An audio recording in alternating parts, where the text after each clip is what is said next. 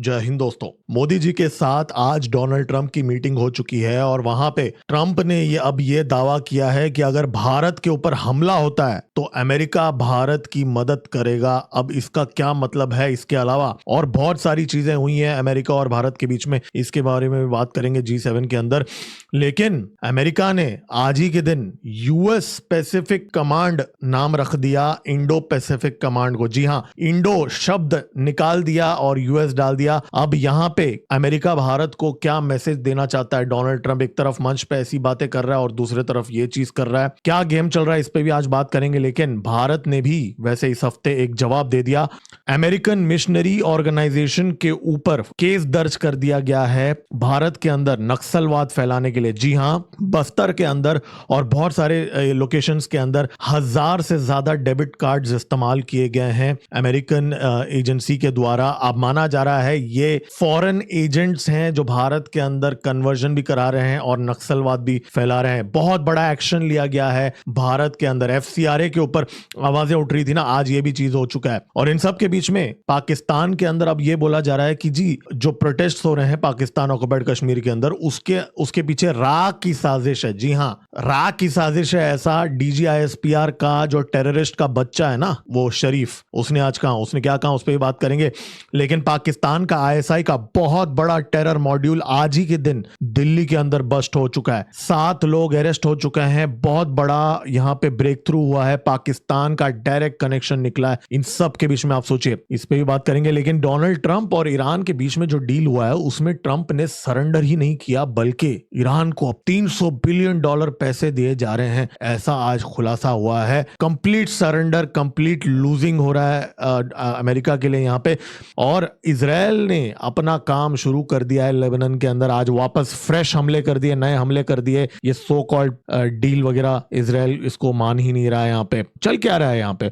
और पाकिस्तान और रशिया के बीच में अब रेलवे लाइन एस्टेब्लिश करने के डिस्कशंस थोड़ा गति पकड़ चुके हैं। जी हां, आज एक मीटिंग हुई है पाकिस्तान और रशिया के बीच में। यहां पे नया क्या सांठगांठ चल रहा है, इस पे बात करेंगे। लेकिन भारत के top ministry of home affairs के ऑफिशियल्स और पैरामिलिट्री चीफ्स जो हैं, ये सारे जम्मू एंड कश्मीर में जा रहे हैं अगले 2 दिन में। जी हां, अमरनाथ यात्रा को लेके और कुछ बड़े चीजें होने वाली हैं, उसको लेके यहाँ पे ये मीटिंग्स की जा रही हैं, उस पर भी बात करेंगे। और राजनाथ सिंह जी ने आज ये डिक्लेयर कर दिया है कि हम भारत का डिफेंस प्रोडक्शन रिकॉर्ड क्रॉस कर चुका है। 1,78,000 करोड़ का डिफेंस प्रोडक्शन हो चुका है। पिछले 5 सालों में डबल से भी ज्यादा हथियार इस साल प्रोड्यूस हुए हैं। और अमेरिका ने अब वापस रशियन ऑयल के ऊपर सैंक्शंस की बात की है। डोनाल्ड ट्रंप ने बोल दिया है। तो अब भारत को क्या इसका इंपैक्ट होगा, इस पे भी बात करेंगे। दोस्तों, बहुत सारे अपडेट्स हैं आज। इसके अलावा और भी सारी चीजें हैं जिसके बारे में हम डिस्कस करेंगे। इसके लिए लाइक का बटन अभी का अभी दबा दीजिए। देखिए, जो इन्फॉर्मेशन मैं आपसे अगले 30 मिनट में शेयर करूंगा ना इकट्ठा, ये आपको पूरे YouTube में कहीं नहीं मिलेगा। इसके लिए सब्सक्राइब का बटन दबा दीजिए और अपडेटेड रहिए। चलिए स्टार्ट करते हैं। मेरा नाम है गिरीश और आप देख रहे हैं जियोपॉलिटिक्स। चलिए स्टार्ट करते हैं।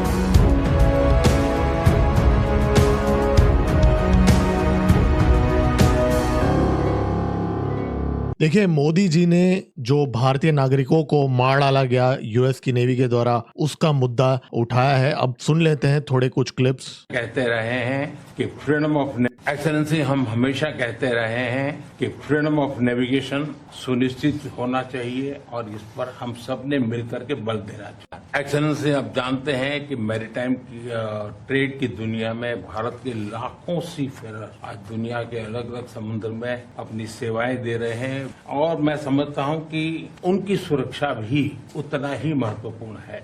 प्रयास किया है। मुझे पूरा विश्वास है कि समझौते में सीफेरर की सुरक्षा भी सुनिश्चित होगी और उसको प्राथमिकता मिलेगी। और फिर ट्रंप ने भी जवाब दिया। तो बेसिकली ट्रंप ने कहा कि ये बहुत ही रफ प्रोफेशन है सीफेरर का। और मैंने सुना है भारत के जो सेलर्स हैं उनके बारे में, और हम उन सब से प्यार करते हैं। बेसिकली उसने कहा कि एक हादसा था। फिर सबसे कंट्रोवर्शियल चीज हो गई जब एक जर्नलिस्ट ने पूछा कि भारत और अमेरिका के बीच में जो डिफेंस रिलेशनशिप है उसके बारे में क्या क्या कहेंगे। फिर ट्रंप ने क्या कहा यहाँ सुन लीजिए, बहुत ही महत्वपूर्ण है, इसके आगे हम बात करेंगे। I think it's a great relationship. I can tell you this, without having a contract, we don't have a contract, the right contract. But if they were attacked, we would be there to help them. Trump ने कहा हमारे पास भारत के साथ हमारा कोई defence contract नहीं है, mutual defence treaty नहीं है, लेकिन उसके बावजूद अगर भारत पे कोई हमला होता है तो हम भारत के लिए लड़ेंगे। जी हाँ, How is that? Is that a good statement? Okay, come here, man. If anybody attacks that man, we're going to be there. Now, if there's a new leader, I'm not sure about it. If there's a new leader, I don't know about that. But if they're attacked and he's the leader, we're going to be there to help. तो अब यहाँ पे Donald Trump ने फिर ये कहा, मैं statement दे सकता हूं ना, ऐसा एक मजाक किया। फिर कहा कि अगर कोई दूसरा लीडर आ जाता है भारत के अंदर तो फिर मैं ये गारंटी तो नहीं दे सकता हूं। अब इसका मतलब क्या है, अलग अलग बातें इस समय होने लगी हैं कि ये डोनाल्ड ट्रंप का, देखिए पहले बात तो मैं आपको एक बात बता दूं, डोनाल्ड ट्रंप का स्टाइल ये है कि वो बुड़बक है, वो मुंहफट है, वो कुछ भी बोलता है, राइट। वो बहुत सारी बातें इधर उधर की बातें करता है। अब उसके अंदर जिसको जो मीनिंग निकालना है अक्सर वो मीनिंग निकाल सकते हैं। तो अब आप इसको ऐसे भी देख सकते हैं कि जी डोनाल्ड ट्रंप क्या यहाँ पे एक इनडायरेक्ट धमकी दे रहा है, कुछ लोग इसको ऐसे भी देखते हैं। कुछ लोग इसको ये देख सकते हैं कि मतलब ट्रंप ने तो मंच पे बैठ के बोल दिया जब तक मोदी जी पावर में है तब तक मेरा भारत के साथ मैं खड़ा रहूंगा, अगर हमला होता है तो पता नहीं कौन करेगा हमला जिसमें हमें अमेरिका की जरूरत पड़ेगी, पाकिस्तानियों को तो टॉयलेट पेपर की तरह हम फेंक देते हैं, तो पता नहीं किसकी मदद करेगा। हाँ, चाइना की अगर कभी क्या वो बात कर रहा है यहाँ पे, वो डोनाल्ड ट्रंप के कहने का यहाँ मतलब क्या है, क्योंकि पाकिस्तान के लिए तो हमें अमेरिका की जरूरत नहीं है। चाइना एकमात्र देश है जहां हो सकता है किसी दिन कभी कोई लंबे कॉन्फ्लिक्ट में कोई सप्लाई चेन का कुछ थोड़ा बहुत मदद की जरूरत पड़ जाए, लेकिन इसका मतलब क्या है ये आप कमेंट्स में जरूर लिख के बताना मुझे। और भारत के अंदर बहुत लोग इसका बहुत मतलब निकालेंगे। फिर ट्रंप ने यह भी कहा कि भारत के साथ ट्रेड डील बहुत जल्द शुरू हम साइन कर लेंगे, ये भी कहा। और फिर ट्रंप ने कहा कि जी मोदी ये जी जो है वो बहुत ही ब्यूटीफुल लुकिंग मैन है, देखो वो कितना अच्छा दिखते हैं, एंजल जैसा दिखते हैं, लेकिन वो एकदम टफ किलर हैं, वो किलर हैं और वो इतना अच्छा दिखते हैं और वो आपको सरप्राइज देते हैं, आपको लगता है वो फिर वो बहुत टफ बिहेव करते हैं, बेसिकली वो कहने की मतलब कर रहा था। फिर उसने ये भी कहा मोदी बहुत ही टफ नेगोशिएटर हैं और मोदी मेरा दोस्त था, ऐसा डोनाल्ड ट्रंप ने कहा। We have always had a great relationship, it's great to be with you. और फिर उसने कहा हम बहुत सारी चीजें हो रही है भारत और अमेरिका के बीच में, लेकिन फिर अचानक अजीब सी बात कर दी, मोदी जी के साथ बैठ के G2 की बात की। G2 अमेरिका और चाइना है, अब G7 के बाद में सीधा G2 की बात करना, क्योंकि देखिए G2 के अंदर ऑब्वियस सी बात है भारत नहीं है, G2 अमेरिका और चाइना है। तो क्या यहाँ पे एक अमेरिका और चाइना के बीच में एक अरेंजमेंट हुआ है पाकिस्तान के अंदर, बांग्लादेश के अंदर, वो भी एक स्पेकुलेशन कर सकते हैं। क्योंकि G2 अगर मोदी जी के साथ बैठ के G2 की बात अगर डोनाल्ड ट्रंप कर रहा है तो डेफिनेटली यहाँ पे ये भी एक मैसेज है कि अमेरिका और चाइना साथ में भी काम कर सकते हैं कुछ इश्यूज में,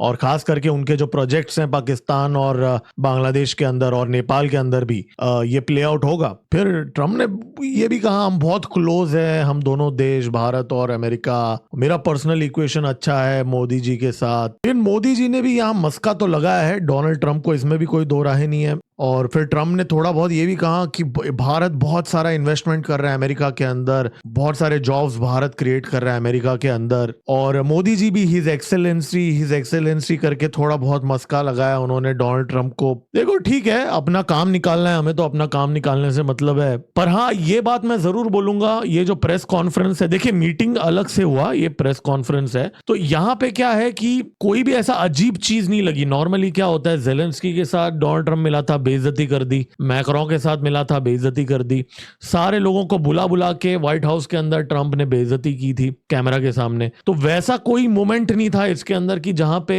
ट्रंप ने कुछ ऐसी चीज बोल दी हो जो कुछ ज्यादा ही हद से ज्यादा अजीब था, इंसल्टिंग था, कॉन्डेसेंडिंग था। तो ओवरऑल अगर देखा जाए तो ये काफी सेफ प्रेस इंटरेक्शन था ट्रम्प का। अब यहाँ फेवरेट फील्ड मार्शल जो डोनाल्ड ट्रम्प का फ्रेंड है वो इसको कैसे देखेगा? जी ट्रम्प ने अगर ये बोला है कि अगर भारत पे कोई हमला करेगा मैं उस डिफेंड करूंगा, तो फेवरेट फील्ड मार्शल क्या बोलेगा? पिछले बार अमेरिकन एक्स कैलिबर एम्यूनिशन का इस्तेमाल करके हमने टेररिस्ट कैंप्स में हमला किया था, अब क्या उसकी बात कर रहा है? बट मैं एक बात जरूर बोलूंगा, आज पूरे इवेंट में मतलब मैंने सारे वीडियोस देखे, कोई भी लीडर ने डोनाल्ड ट्रम्प को क्रिटिसाइज नहीं किया। अब मोदी जी ने ट्रम्प के बगल में बैठ के वो सी फेरर वाली बात उठाई है, लेकिन मैं ये भी कहूंगा कि ऐसा चुभने वाली तरीके से मोदी जी ने नहीं कहा, एक सॉफ्ट तरीके से कहा। बट अब ट्रम्प जैसे ईगोमेनियक के सामने उतना भी अगर किसी का कहना मतलब बाय ग्लोबल स्टैंडर्ड्स आजकल तो ठीक ही माना जाता है। अब देखिए बहुत लोग बोल रहे हैं ये तो सिर्फ बहुत छोटी सी बात हो गई, डांटना चाहिए था मोदी जी को, मारना चाहिए था। अरे यार ऐसा थोड़ी डिप्लोमेटिक स्टेप्स लेना चाहिए और वो ले रहे हैं, वो क्या है वो अब बात करते हैं। देखिए ये 2 दिन पहले हुआ था, लेकिन मैं इसके बारे में आज इसलिए बात कर रहा हूं क्योंकि थोड़ा कंटेक्स्ट में देखना पड़ेगा, क्योंकि ये जो सी फेरर वाली जो इंसिडेंट है ये पिछले 1 हफ्ते के अंदर हुई है, तो हम उसको उस कंटेक्स्ट में देखें कि बेंगलुरु के अंदर एक यूएस की मिशनरी ऑर्गेनाइजेशन है, द टिमोथी इनिशिएटिव नाम की क्रिश्चियन मिशनरी ऑर्गेनाइजेशन है। वो 1000 फॉरेन डेबिट कार्ड्स भारत के अंदर इस्तेमाल कर रहे थे, खास करके 24 डेबिट कार्ड्स का इस्तेमाल कर रहे थे। और कहां पे कर रहे थे आपको पता है? बस्तर के अंदर, जी हां। और बहुत सारे जो नक्सलवादी एरियाज जो हैं माना जा रहा है छत्तीसगढ़ के अंदर और आंध्र प्रदेश के अंदर, दूर दूर के जगहों पे फॉरेन डेबिट कार्ड से पैसे निकाले जा रहे थे भारत के एटीएम के अंदर से, और 95 करोड़ का मनी ट्रेल है। बहुत बड़ा बस्ट है ये, और इनको चार्ज कर दिया गया है यूएपीए के अंदर, अनलॉफुल एक्टिविटीज प्रिवेंशन एक्ट के अंदर। अब ये लोग जाके वहां कन्वर्जन तो करा ही रहे थे, लेकिन साथ साथ भारत के अंदर नक्सलवाद फैला रहे थे, ऐसा एनफोर्समेंट डायरेक्टरेट ने कहा। अब ये एनआईए को ये केस देने वाले हैं, ऐसी बातें इस समय हो रही है। अब आप देखिए एनफोर्समेंट डायरेक्टरेट अब कैसे काम करता है, आप लोगों को पता है, मैं ज्यादा बोलूंगा नहीं। तो जैसे ही भारत के जो 3 नागरिकों को जब मारा गया था और उसके तुरंत बाद में ये खबर आती है कि चार्जेस फाइल कर दिए गए। देखिए ये अरेस्ट जो हैं, इनमें से जो पहले ये केस बस्ट हुआ था अप्रैल में, लेकिन ये चार्जेस इस हफ्ते फाइल किए गए। तो यहाँ पे एनफोर्समेंट डायरेक्टरेट के द्वारा यहाँ पे एक यूएस को भी एक मैसेज दिया गया है यहाँ पे कहीं ना कहीं कि ये जो एक्टिविटीज ये लोग कर रहे हैं, खास करके उस टाइम पे जब एफसीआरए को लेके 2 दिन पहले आपको याद है हमने डिस्कस किया था कैसे अमेरिका के कांग्रेसमैन रिपब्लिकन और डेमोक्रेट दोनों मिलकर भारत के खिलाफ खड़े हो रहे हैं एफसीआरए के अमेंडमेंट को लेके मॉनसून के अंदर। अब उसका भी ये रिस्पॉन्स है, सीधा अमेरिका के मुंह पे यहाँ पे बोल दिया है कि बॉस हम लोग तो जो करना है वो करेंगे। यूएपीए के अंदर ये यूएस बेस्ड मिशनरी ग्रुप को चार्ज किया जा रहा है, यहाँ पे एफआईआर रजिस्टर कर दिया गया है। 6 इंडियन सिटीजन्स भी इसके अंदर इन्वॉल्व हैं ये एक्टिविटी के अंदर, और सारे पैसे लेफ्ट विंग एक्सट्रीमिज्म जहां पे अफेक्टेड है, बस्तर धमतारी डिस्ट्रिक्ट्स छत्तीसगढ़ के, वहां पे पैसे विड्रॉ किए जा रहे हैं। क्या जरूरत है करोड़ों रुपए कैश वहां पे फॉरेन अकाउंट से विड्रॉ करने के लिए? बहुत प्रश्न पूछे जाएंगे इन अमेरिकन एजेंट्स को। यहाँ पे बहुत बड़ा बस्ट है, इस पे हम विस्तार में बात करेंगे कल परसों जैसे और इन्फॉर्मेशन आएगा। दोस्तों इस बात पे लाइक का बटन दबा दीजिए और सब्सक्राइब का बटन दबा दीजिए। और अमेरिका ने भी आज एक और मैसेजिंग दी है। अमेरिका ने इंडो पैसिफिक कमांड का नाम बदल के यूएस पैसिफिक कमांड रख दिया। जी हां, अब मैं आपको एक बात बता दूं, 2018 में पहले ये यूएस पैसिफिक कमांड ही हुआ करता था। जी हां, 2018 में जब डोनाल्ड ट्रंप प्रेसिडेंट था उस टाइम पे भी यूएस पैसिफिक कमांड था। तो ट्रंप ने उस टाइम पे जिम मैटिस को बोला कि आप जो हैं आप ये यूएस पैसिफिक कमांड से बदल के इंडो पैसिफिक कमांड कर दो। 2018 की बात है। अब रिश्ते अलग हैं भारत और अमेरिका के बीच में। अब वापस वही ट्रंप ने बोला कि काम करो इंडो पैसिफिक से चेंज करके यूएस पैसिफिक कर दो। तो अमेरिका भी यहाँ पे एक मैसेज दे रहा है भारत को। देखिए हमें जो ट्रंप ने जो स्टेटमेंट दिया है अगर भारत पे हमला होगा मैं आ जाऊंगा, इसको आई थिंक सीरियसली यहाँ नहीं लेना चाहिए। लेकिन ये जो चीज हुआ है इस पे गौर करने की जरूरत है कि क्या अमेरिका यहाँ पे बाहर निकल रहा है इंडो पैसिफिक, बाहर निकल रहा है in the context of Bharat के साथ काम करने के लिए। मैं ये नहीं बोल रहा हूँ कि इंडो पैसिफिक से जा रहा है, वो छागोस आइलैंड में भी खरीदने की बातें कर रहा है डोनाल्ड ट्रंप। लेकिन ये बहुत ही की चीज है और इसको लेके एक और कंट्रोवर्सी भी आज हुई है कि यूएस की अब भारत के अंदर ये भी ऑपोजिशन वाले भी बोलने लगे हैं कि ये जो देखिए इसमें क्या है ना, कंटेक्स्ट समझना पड़ेगा। अब जो इंडो पैसिफिक कमांड जो था जो जिसने पहले पोस्ट किया था उसमें पीओके जो है वो पाकिस्तान और चाइना का पार्ट दिखा रहा था। मतलब ये मैप देख सकते हैं, भारत का गलत मैप उन्होंने दिखाया है यहाँ पे। यूएस यूएस की इंडो पैसिफिक के वेबसाइट ने। तो उसको आप इससे जोड़ के देख लीजिए, इनकरेक्ट मैप भी दिखाया गया है यहाँ पे, और फिर इंडो पैसिफिक कमांड से अब यूएस पैसिफिक कमांड हो गया। तो कहीं ना कहीं यहाँ पे जो दिखाया जा रहा है वो है नहीं। अमेरिका और भारत के बीच में जो रिश्ते हैं वो खराब होते हुए दिख रहे हैं। मैंने आपको बता दिया है, एफसीआरए के ऊपर भी प्रेशर आ रहा है, और यहाँ पे इसका मतलब क्या ये है कि आगे जाके पाकिस्तान का इस्तेमाल किया जाएगा भारत के खिलाफ दबाव डालने के लिए। और G2 की बात जो डोनाल्ड ट्रंप ने की है, क्या उसका मतलब ये है कि अब अमेरिका चाइना के साथ खेलेगा भारत के खिलाफ पाकिस्तान और बांग्लादेश के अंदर? इस चीज पे गौर करने की जरूरत है। देखिए, पाकिस्तान ऑक्युपाइड कश्मीर के अंदर जो चीजें हो रही हैं उसके बारे में जो टेररिस्ट का बच्चा है शरीफ, DGISPR का जो डायरेक्टर है, उसने आज ये कहा कि इसके पीछे रा की साजिश है। जी हाँ, अब जब भी सिचुएशन आउट ऑफ कंट्रोल हो जाता है, सब में रा की साजिश होती है। रा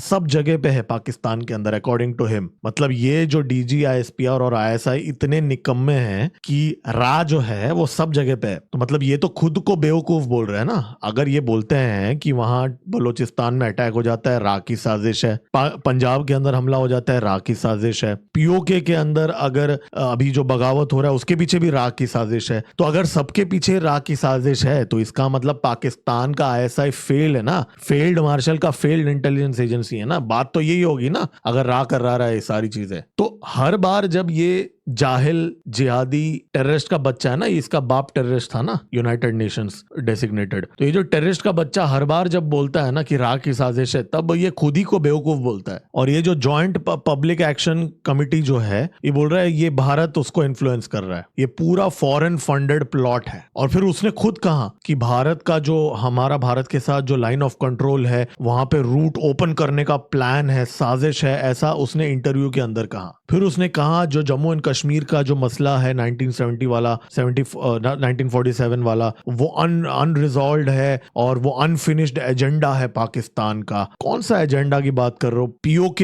संभाल नहीं पा रहे हो, हाथ से जा रहा है। लेकिन उसने एक और बात भी कही कि 1947, 1948, 1965, 1999 और अभी जो मार्का ए हक, जिसमें उन्होंने मार खाया, मार्का ए हक का मतलब वही है ना, मार खाए पाकिस्तानी, वो मतलब होता है। तो उसके अंदर जो लोग लड़े हैं वो सारे पाकिस्तान ऑक्युपाइड कश्मीर के हैं, ऐसा उसने दावा किया, उनके एंसेस्ट्री।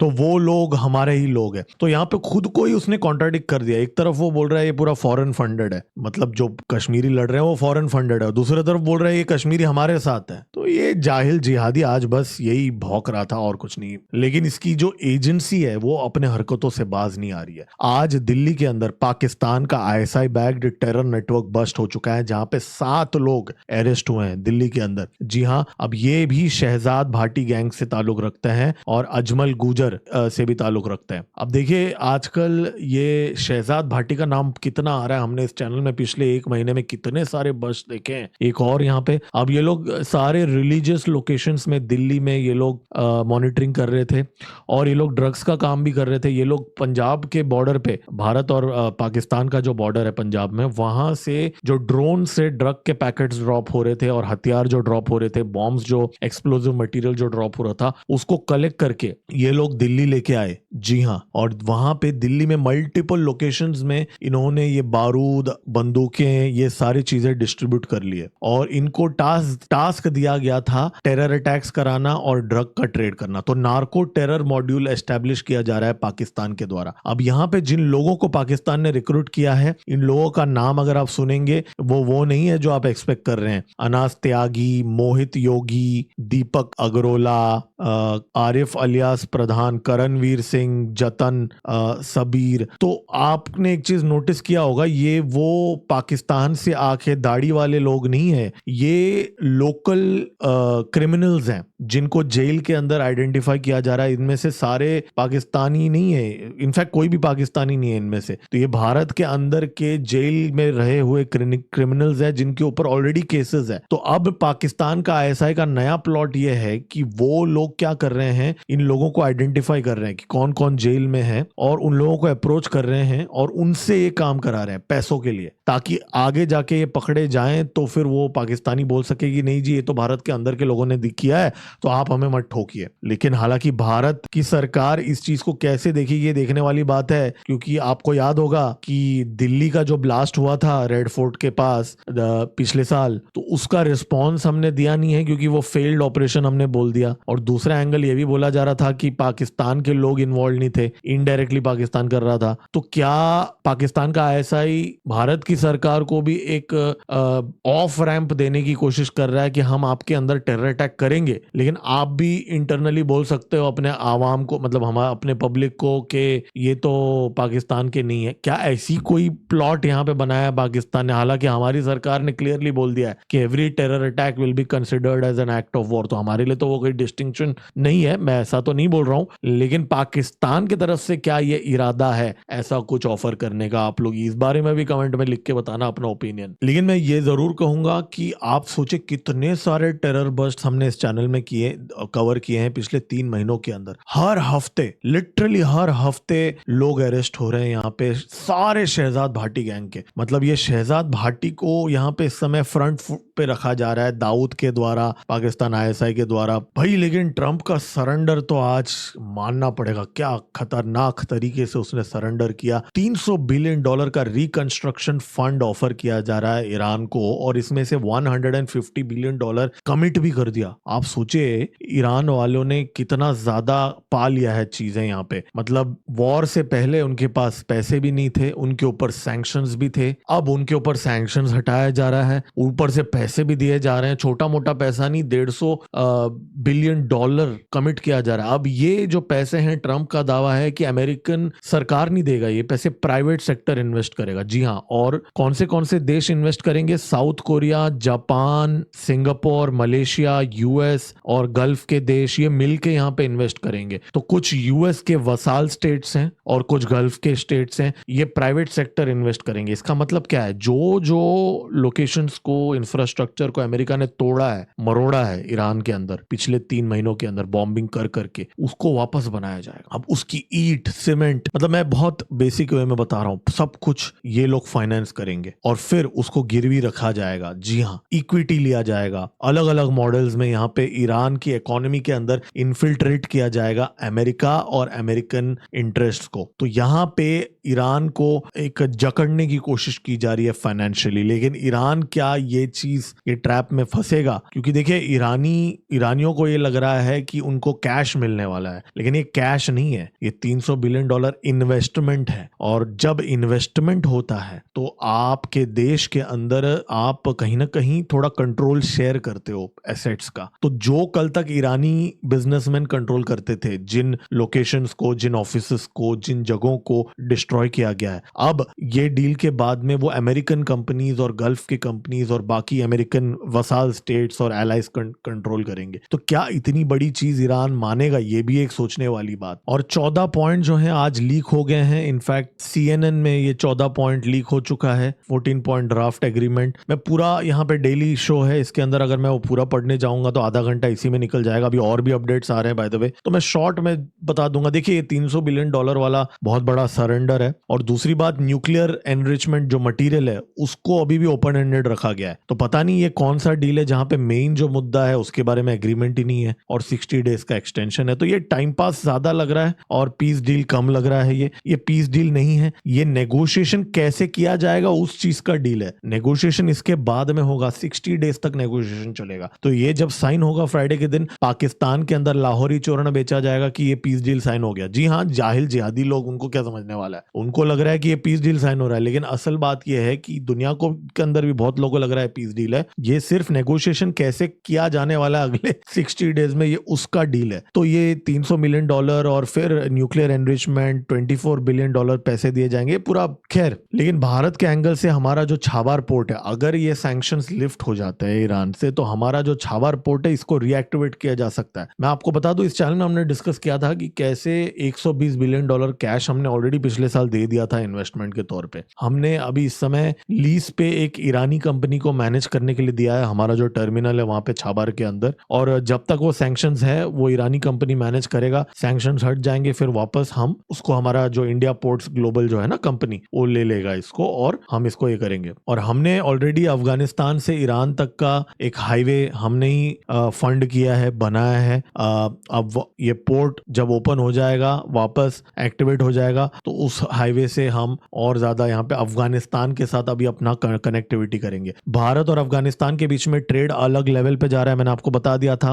अफगानिस्तान का 50% ट्रेड अब भारत से होता है, तो हमारे लिए बहुत ही इंपॉर्टेंट पार्टनर है अफगानिस्तान। उसके लिए ये छाबर पोर्ट का एक्टिवेट होना बहुत जरूरी है। अमेरिकन सैंक्शंस के ऊपर 6 महीने की एग्जेम्पशन दी थी जो अप्रैल के महीने में खत्म हो गई थी। अब अभी वो एग्जेम्पशन खत्म हो चुकी है, जिसके बारे में कोई मीडिया बात नहीं कर रहा है, लेकिन हम अभी यहाँ पे बात कर रहे हैं कि वो सैंक्शंस हट सकता है इसके बाद में। तो आप कहीं ना कहीं देखिए अमेरिका के सैंक्शंस इंपैक्ट तो कर रहे हैं यहाँ पे भारत के अपने domestic affairs, sorry international affairs. लेकिन हमने इस चैनल में ये भी डिस्कस किया था कि पाकिस्तान के साथ जो इस समय रशिया कुछ INSTC की बातें कर रहा है, राइट, ईरान का लैंड कॉरिडोर का इस्तेमाल करते हुए, तो ये जो सैंक्शंस हैं ये कहीं ना कहीं जो फेवरेट फील्ड मार्शल जो है वो इन सैंक्शंस को कहीं ना कहीं अवॉइड करके अपना डील तो कर रहा है ईरान के साथ और रशिया के साथ। तो ये भी एक नोट करने वाली बात है एज अ न्यूट्रल ऑब्जर्वर, कि जो सच है मैं आपको बता रहा हूं, यहाँ शुगर कोट करके यहाँ पे इस चैनल में हम नहीं बात करते। रशिया भारत का मित्र INSTC में पाकिस्तान के साथ काम कर रहा है। आज की रिपोर्ट है, रशिया का जो एक ट्रेड का एक काउंसलर इस्लामाबाद आया था और वहां पे मिनिस्टर ऑफ रेलवे के साथ मिल रहा है पाकिस्तान का, जी हाँ, मोहम्मद हनीफ अब्बासी के साथ। अब ये मीटिंग में क्या डिस्कस हुआ कि जो ट्रांस अफगान रेलवे लाइन है जो उज्बेकिस्तान से स्टार्ट होता है, अफगानिस्तान का मजार शरीफ में जाता है, वहां से पेशावर आता है पाकिस्तान का, उज्बेकिस्तान, अफगानिस्तान, पाकिस्तान, पेशावर, और पेशावर से लाहौर और कराची, और इन 2 जगहों पे ट्रेन तो ऑलरेडी है। तो ये एक railway line, trans Afghan railway line Russia activate कर रहा है पाकिस्तान के साथ, और INSTC वया ईरान वो अलग से वहां एक्टिवेट कर रहा है, जिसके बारे में हमने 2 हफ्ते पहले डिस्कस किया था विस्तार में। तो ये 2 इनिशिएटिव रशिया कर रहा है पाकिस्तान के साथ। अब आप बोलोगे रशिया भारत का एलाई है तो ये क्यों कर रहा है? देखिए, अगर आप लॉजिकली देखें तो रशिया ने, अगर आपको याद है कुछ दिन पहले हमने डिस्कस किया था कि अफगानिस्तान के साथ एक मिलिट्री एग्रीमेंट साइन किया है रशिया ने अफगानिस्तान के साथ, उसके बाद में ये डील्स कर रहा है। तो ऐसा नहीं है कि रशिया ने पाकिस्तान को कुछ फ्री पास दे दिया है, पाकिस्तान को चेक पे रखने के लिए अफगानिस्तान के साथ भी एक मिलिट्री डील साइन किया है रशिया ने, और यहाँ पे ये भी चीज एंगेज किया जा रहा है। लेकिन हमारे लिए कंसर्निंग चीज यहाँ ये है कि पाकिस्तान का INSTC का एक पार्ट बनने का मतलब यह है कि बहुत सारे जो फोरम्स होंगे INSTC को लेके आगे जाके अगर सैंक्शंस ओपन हो जाते हैं, हालांकि उसके बारे में हम कल बात करते हैं, डेली शो है, ऑलरेडी बहुत टाइम हो चुका है, इसमें बहुत बड़ा टॉपिक है ये, क्योंकि अमेरिका अभी INSTC को होने नहीं देगा, राइट। तो यहाँ पे बहुत सारे एजेंडे हैं, तो बहुत सारे लेयर्स। लेकिन मैं इतना जरूर कहूंगा कि भारत ने रशिया को टंगा के बहुत रखा है। सुखोई 57 का डील हमारी सरकार ने कमिट नहीं किया, बहुत सारे, हाँ ये बात जरूर है, S-400 का हमने ऑर्डर दिया है, लेकिन रशिया भी ये चीजें देख रहा है कि हम इजराइल से ज्यादा खरीद रहे हैं, सूर्यास्त्र इजराइल से खरीद रहे हैं, अब आज तो मोर्टार भी इजराइल का हम ये कर रहे हैं। कल ही हमने डिस्कस किया था, राइट, कि इजराइल का फैक्ट्री ओपन हो रहा है तमिलनाडु के अंदर रडार का। तो ये सारी चीजें रशिया देख रहा है कि भारत इजराइल से बहुत क्लोज हो रहा है, अमेरिका के कैंप में बहुत जा रहा है। तो रशिया बोल रहा है अगर ऐसी बात है तो हम भी थोड़ा बहुत व्यवहार कर लेंगे पाकिस्तान के साथ, तो वो एक एंगल जरूर है। हाँ, लेकिन from a broad strategy perspective कोई प्रॉब्लम वाली बात नहीं है। लेकिन देखिए, ये जियोपॉलिटिक्स के अंदर कोई इमोशंस नहीं होते, और इजराइल ने भयंकर हमले लॉन्च कर दिए लेबनान के अंदर। आज जब ये सो कॉल्ड पीस डील हो रहा था, उसी टाइम पे इजराइल ने सदर्न लेबनान के ऊपर हमले शुरू कर दिया आज। तो ये जो सो कॉल्ड पीस डील है, जो ईरान ने स्पष्ट बोल दिया है कि अगर इजराइल लेबनान पे हमला करता है तो ये डील का कोई मतलब ही नहीं है, राइट। फ्राइडे को जो साइन होने वाला है स्विट्जरलैंड के अंदर, लेकिन इजराइल ने बोला अच्छा ऐसी बात है, ये ले अभी हम ठोकते हैं। तो इजराइल यहाँ चुप नहीं बैठा, इजराइल ने यहाँ ठोक दिया। भारत भारत के अंदर आ जाते हैं। बहुत बड़ा गुड न्यूज है, 1,78,000 करोड़ का भारत का डिफेंस प्रोडक्शन अब सर्ज हो चुका है, ऑल टाइम हाई है। राजनाथ सिंह जी ने आज ये डिक्लेयर कर दिया है। बहुत बड़ी रकम होती है 1,78,000 करोड़। मैं आपको कंपैरिजन में बता दूं, 2021 में हम लोग 84,000 करोड़ में थे, 84,643 करोड़, ठीक है। और 2014 में जब मोदी जी आए थे तब 43,000 करोड़ पे थे। आज हम लोग 1,78,000 करोड़ हैं। तो बहुत बड़ा अचीवमेंट है, इसमें कोई दो राय नहीं है। इंडियन एयरफोर्स के डिफेंस एक्विजिशन में फेल हो गया है सरकार, ये भी हमने डिस्कस किया था, लेकिन जहां क्रेडिट मिलना चाहिए वहां मानना पड़ेगा। 1,78,000 करोड़ का हमने प्रोड्यूस किया, ऑल टाइम हाई। बहुत अच्छा काम किया है यहाँ पे। राजनाथ सिंह जी ने ये आज डिक्लेयर कर दिया। और आज बीच बीच में साउथ चाइना मॉर्निंग पोस्ट भी जाग उठा, वहां पे एक आर्टिकल छपा पब्लिश हुआ है कि जी don't count Russia India China triangle out just yet. मतलब उनको वहां से चुगली होगी चाइना को कि भाई यहाँ पे हम बीच में कुछ नया नैरेटिव यहाँ डाल दे आज के दिन, कि वहां G7 में भारत के मोदी जी के साथ कुछ ऊंच नीच हो गई तो हम यहाँ पे एक हाथ फैला देते हैं। अब वो हाथ एक हाथ से पकड़ के दूसरे हाथ से पीठ पे छुरा भोंकने की कोशिश तो करेंगे ही ना चीनी, लेकिन वो छोड़ते नहीं है ये सारे एफर्ट्स। और जो फील्ड मार्शल और चपरासी आसिम मुनीर और शाहबाज शरीफ, चपरासी तो है, वो दोनों जा रहे हैं स्विट्जरलैंड डील की साइनिंग के लिए। और वो डील जब साइन हो रहा है, यहाँ पे इजराइल जो है बॉम्बिंग कर रहा है लेबनान के अंदर। अब देखते हैं ईरान घुटने टेक के फिर भी साइन करेगा कि नहीं। और आज मैं आपको याद दिला दूं, कल ही हमने बात किया था INS अग्रे की इंडक्शन हो रही है। आज INS दुनागिरी, अग्रे और संशोधक, ये 3 वेसल्स की इंडक्शन हो रही है इंडियन नेवी में। याद दिला दूं आपको, दुनागिरी जो है स्टेल्थ फ्रिगेट है, और INS अग्रे जो है वो anti submarine warfare shallow watercraft है, और INS संशोधक जो है वो सर्वे वेसल है। ये 3 वेसल्स की इंडक्शन इसी महीने हो रही है। बहुत बड़ा माइलस्टोन है इंडियन एयर नेवी के लिए। और पाकिस्तानी और चीनियों के सबमरीन्स को ये जो हमारा INS अग्रे है वो चुन चुन के मारेगा। देखिए आज एक और खबर आई है कि डोनाल्ड ट्रंप अब रशियन ऑयल के ऊपर सैंक्शंस जो है वापस लगा सकता है। इसका मतलब अब हमारा जो पिछले महीने ऑलमोस्ट 40% तेल अब रशिया से आ रहा है। तो जैसे ही ईरान वॉर अभी अगर वाइंड अप होता है, जो मुझे नहीं लगता होगा, ये तो मेरी प्रेडिक्शन मैंने आपको पहले ही बता दिया था, ये नहीं होने वाला। ये साइन होगा भी तो भी कोई रुकने नहीं वाले, चलता रहेगा ये अभी लंबा। लेकिन अगर बाय चांस अगर हो जाता है तो रशिया के ऊपर ऑयल के ऊपर सैंक्शन लगे और भारत के ऊपर प्रेशर डाला जाएगा। यहाँ पे पाकिस्तानियों की वैसे बहुत बड़ी बेइज्जती की है डोनाल्ड ट्रंप ने। एक बात बता दूं, ट्रंप ने कतर के जो अमीर के साथ बैठ के ये कहा कि कतर जो है वो ईरान का सबसे क्लोजेस्ट देश है, ठीक है।